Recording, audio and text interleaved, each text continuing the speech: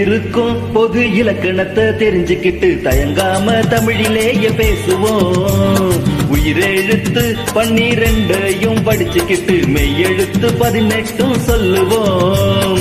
உயிர் மெய் எழுத்து 216 ஆய்த எழுத்த சேர்த்திடு அத்தோடு மொத்த எழுத்து 247 மனதில் வைத்து மறக்காம நீயும் கூறு. தமிழில் இருக்கும் பொது இலக்கணத்தை தெரிஞ்சுக்கிட்டு தயங்காம தமிழிலேயே பேசுவோம்.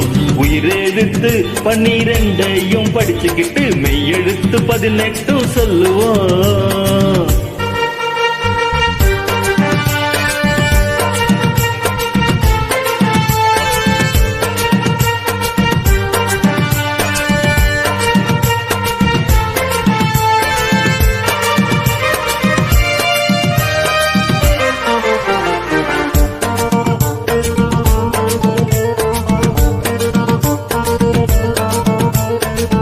உயிர் எழுத்துல 2 வகை இருக்கு. குறிலு நெடில் என்று நீ சொன்ன சிறப்பு. மெய்யெழுத்த நீ 3 பிரிச்சி அழகா படிச்சாக்கா அதுவேதான் மகிழ்ச்சி. கசட தபரவலி நஞன நமனமெலி எரள வழல இடை இனங்களை எழுதிடு.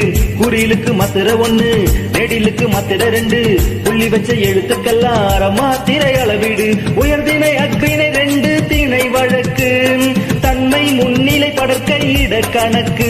ஐம்பாலோடு மூவிடத்தை சேர்த்து நீ படித்து விடு. தமிழில் இருக்கும் தமிழில் இருக்கும் பொது இலக்கணத்தை தெரிஞ்சுக்கிட்டு தயங்காம தமிழிலேயே பேசுவோம்.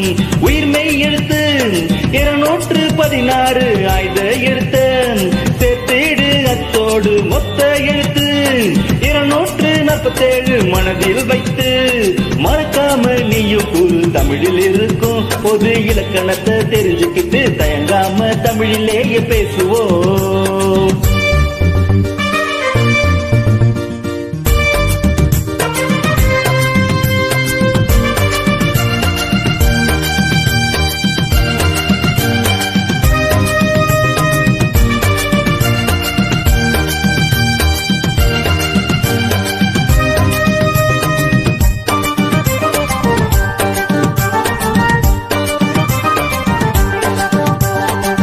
எழுத்து சொல் பொருள் யாப்பணி என்று ஐவகை இலக்கணம் தமிழுக்கு உண்டு. உயிர்மை சேர்ந்த 30 எழுத்தும் முதல் எழுத்துன்னு சொல்லுவது பொருத்தம். லாலா பயிற்சி நான் முயற்சி ராரா எழுத்தெல்லாம் மயங்கொழி பயிற்சி. பெயர் சொல் வினை சொல்லு இழைச்சொல் உரி சொல்லு 4 வகையான சொற்களை நீ படிச்சு. சார்பெழுத்து மொத்தம் 10 இருக்கு. சோர்வு இன்றி படிப்பது உன் பொறுப்பு.